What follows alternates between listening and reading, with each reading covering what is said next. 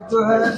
अब्बास अंसारी को supreme court से राहत मिली है। कल वो अपने पिता के फातिहा में शामिल हुए। इसको लेकर परिवार का आप लोग का क्या रिएक्शन रहेगा? माननीय सर्वोच्च न्यायालय ने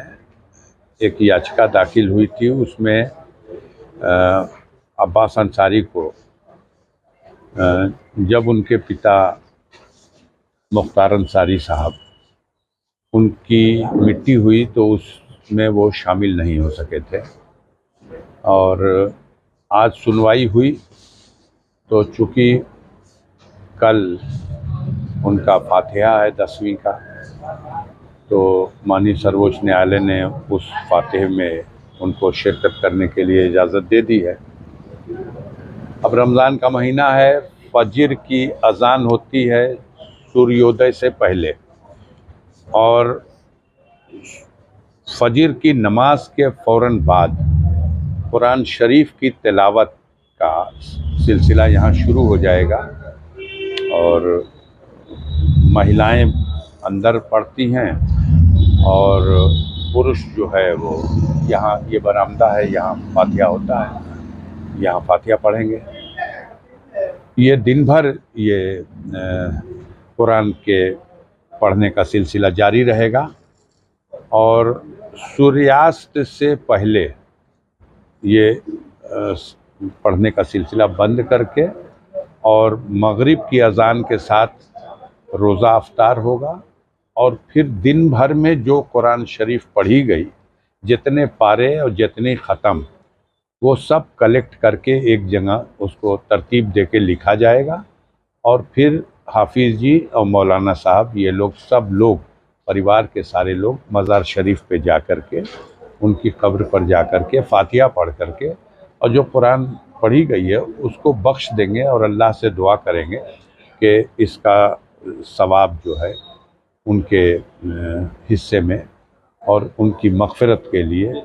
उनके गुनाहों को माफ़ करने के लिए, उनको जन्नत में आला मुकाम अता करने के लिए, उन्हें शहीद का दर्जा देने के लिए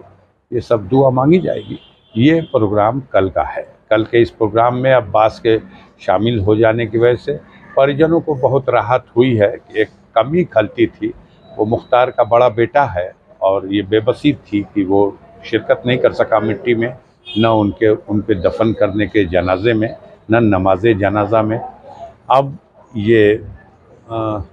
10वीं के फातिहे में शामिल होगा। 12 तारीख़ को जो 13वां दिन हो जा रहा, चूँकि 30 तारीख़ को दफन हुए थे, तो 30 तारीख़ के 13वें दिन यानी 12 तारीख़ को हम लोग जो उनके मग़फ़िरत के लिए दुआए ख़ास यहाँ फैमिली के सारे लोग करेंगे, उसमें भी वो शिरकत करेंगे। और 11 तारीख़ ईद का दिन है, तो ईद के दिन हम लोग इस ईद को एक खुशी का त्यौहार या हर्षोल्लास का त्यौहार नहीं मना पाएंगे। ये सभी धर्मों में होता है कि जिस त्यौहार के मौके पर परिवार में कोई ऐसी मौत हो जाती है तो उस त्यौहार को, उसको खुशी के रूप में तो नहीं मनाया जा सकता, वो एक रस्म होगी। क्योंकि ईद का दिन एक रमज़ान की इबादत के सिले में अल्लाह के तरफ से इनाम देने का दिन है,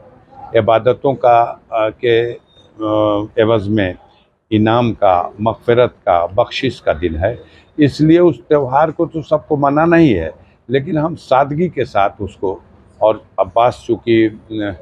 इजाज़त मिल गई है तो 11 तारीख़ को भी हम लोगों के साथ अपने वालिद के मग़फ़िरत की दुआ और अपने परिवार के लोगों के साथ सादगी के साथ इस ईद की रस्म को भी, जो पहली ऐसी ईद होगी जब मुख्तार साहब इस दुनिया में नहीं रहे, और वो ईद फैमिली इस तरह से मनाएगी, तो उसमें भी शिरकत करेंगे। हम लोग उम्मीद करते हैं कि जो माननीय सर्वोच्च न्यायालय का आदेश है उसके क्रम में हम इसी तरह से सारे प्रोग्राम और इंतज़ामात करें कि हम उस आदेश का अक्षरशः पालन भी करें। और वो अब्बास जो जेल से आ रहे हैं, कस्टडी पेरोल उनको जो ग्रांट हुई है वो उस अवधि में अपने परिजनों से, रिश्तेदारों से या ऐसे तमाम घर परिवार या पड़ोस के जो ऐसे लोग हैं जो उनके गम में उनके साथ मिल कर के उनके गम को बांटना चाहते हैं और उन्हें हिम्मत और दिलासा देना चाहते हैं और उनके लिए दुआ करना चाहते हैं, हम सब लोग मिल कर के इसको मनाएंगे,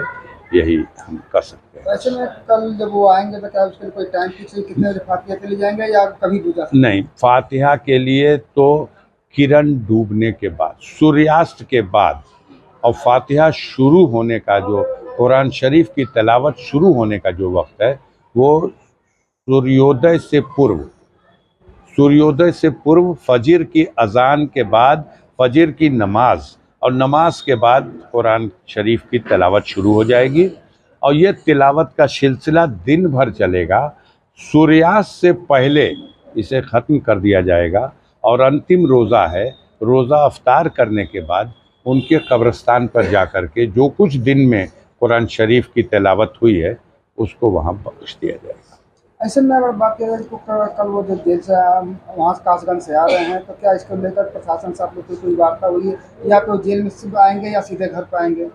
अब ये हम बता नहीं सकते, जो आदेश है उसके हिसाब से प्रशासन के लोग भी उसका अनुपालन करेंगे, हम लोग भी पूरा सहयोग करके उसका अनुपालन करने की कोशिश करेंगे। हम आम लोगों से ये अपील करेंगे कि इस मौके पर अनावश्यक भीड़ भाड़ की भी ज़रूरत नहीं है।